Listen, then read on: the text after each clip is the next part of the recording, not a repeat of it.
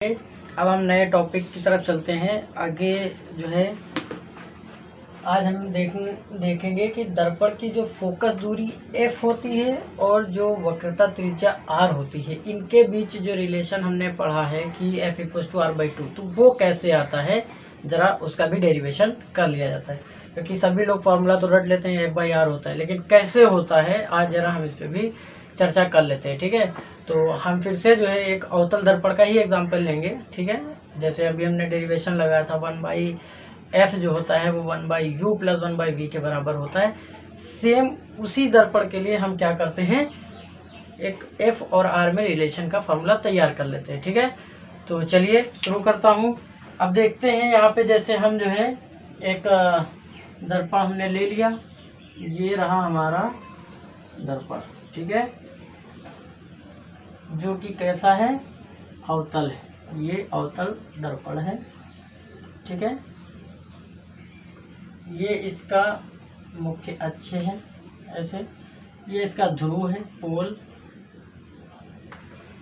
यहाँ कहीं जो है समांतर प्रकाश आपतित हो रहा है। समांतर प्रकाश आप कहीं से भी ले सकते हैं, ऐसे समांतर प्रकाश आ रहा है उल्टे हाथ की तरफ से। ठीक है, अब यहाँ पे इसका जो है वक्रता केंद्र है।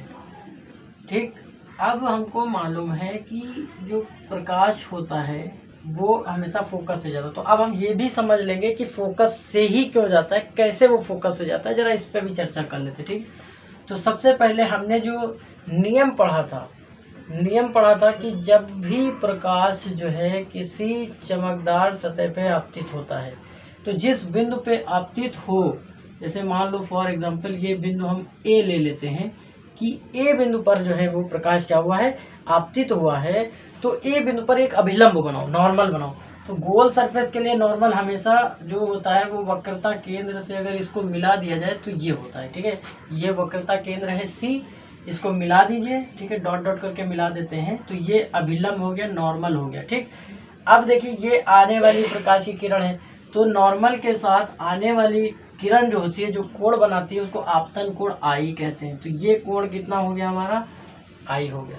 ठीक है, अब जिस एंगल से प्रकाश आपतित होता है नॉर्मल के साथ, उतना ही कोण जब वो टकरा के वापस जाता है उतना ही बनाता है, ये भी हमें मालूम है।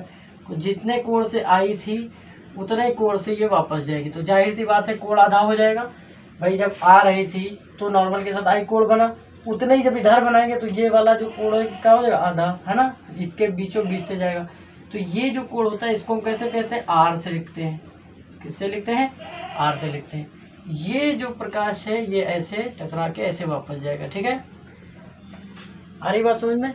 अब यहाँ पे हमको मालूम है ये जहाँ से जा रहा है यही फोकस बिंदु होता है, जहाँ से प्रकाश की किरण पार करके मुख्य अक्ष को पार करके जाती है, वो बिंदु क्या होता है, फोकस बिंदु होता है। ठीक, अब ये कोण I था, तो इसका एक ये ट्रायंगल बना, तो ये करेस्पॉन्ड एंगल हो गया। तो ये वाला देखिए, इसका ये कोण और ये अल्टरनेट एंगल की वजह से ये भी कोण कितना हो जाएगा, I हो जाएगा। ठीक है, यहाँ से हम जहाँ पे प्रकाश आपतित हुआ था एक अभिलंब बना देते हैं, एक नॉर्मल बना देते हैं मुख्य अक्ष के ऊपर।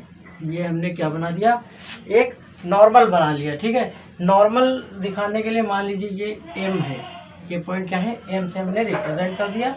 ठीक है, जो सीधा सीधा लंब डाल दिया, 90 डिग्री का ये ट्रायंगल हो गया। ठीक, अब देखिए एक नियम और होता है कि किसी भी अंदर के दो कोणों के, किसी एक त्रिभुज ऐसे बनाया जाए तो उसके जो आंतरिक दोनों कोणों का योग होता है वो बाह्य कोण के क्या होता है, बराबर होता है।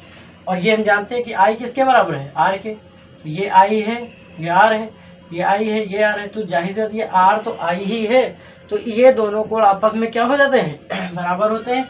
क्योंकि हमको मालूम है आपतन कोण I जो होता है वो R के बराबर होता है।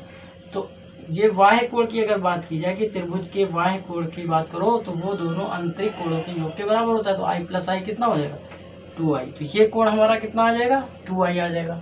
इतनी बात अगर समझ में आ गई तो अब यहाँ कोई दिक्कत नहीं रह गई।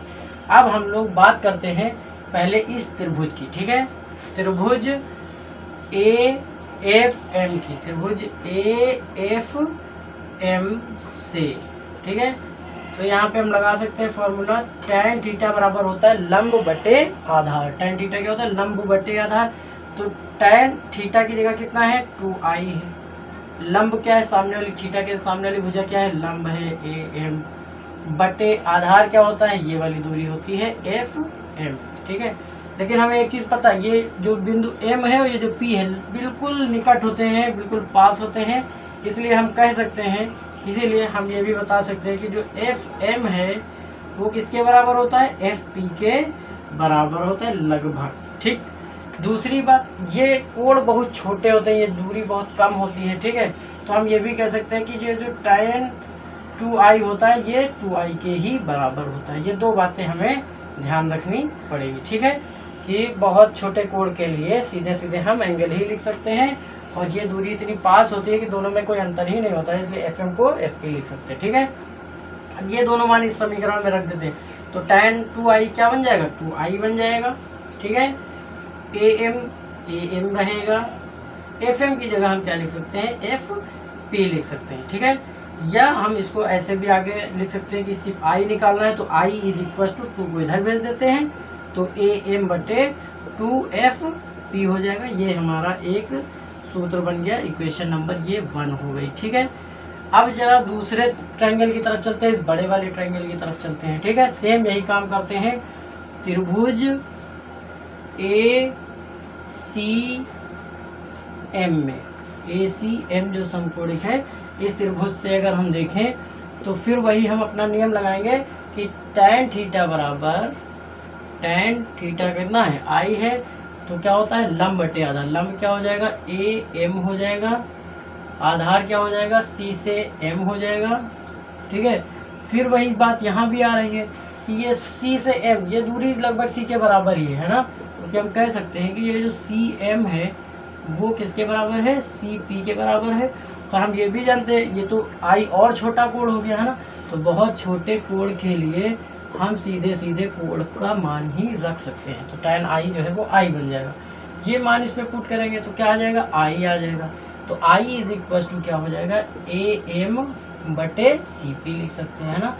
ये हमारी इक्वेशन नंबर क्या बन जाएगी, 2 बन जाएगी, इक्वेशन नंबर 2। अब हम देख रहे हैं जो IAB है ना, तो समीकरण 1 और 2 से हम कह सकते हैं समीकरण 1 जो है वो बराबर है किसके, समीकरण 2 के बराबर है। तो जब दोनों बराबर हैं तो जाहिर सी बात है हम यहाँ क्या लिख सकते हैं कि जो AM है वो CP के बराबर है, तो ये इसके भी बराबर होना चाहिए, AM बटे 2FP के बराबर होना चाहिए है ना।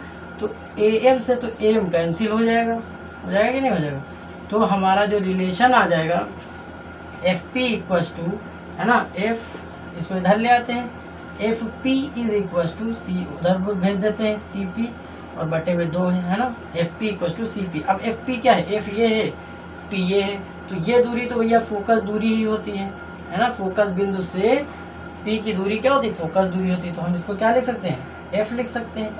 C से P दूरी हमेशा क्या होती है, वक्रता त्रिज्या होती है, R होती है, इसको हम क्या लिख सकते हैं, R लिख सकते हैं।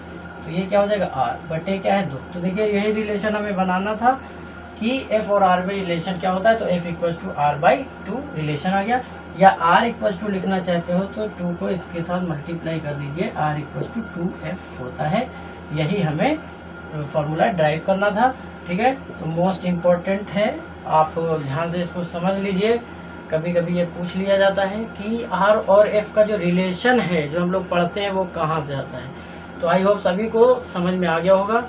फिर एक बार मैं आपसे कहना चाहूँगा, जिन लोगों तक अभी भी हमारे चैनल का नोटिफिकेशन नहीं पहुँच रहा है वो नोटिफिकेशन बेल ऑन रखें ताकि उनको वीडियोस मिलते रहें, और अपने ग्रुप में, व्हाट्सएप ग्रुप में, फेसबुक पे, जहाँ हो सकता है हर सोशल मीडिया पे शेयर करिए ताकि ज़्यादा से ज़्यादा लोग इस चैनल से बेनिफिट उठा सके, और आप भी जो है थोड़ा सा आपका कंट्रीब्यूशन होगा कि लोगों तक शिक्षा पहुँचाने का, ये आपकी भी जिम्मेदारी है।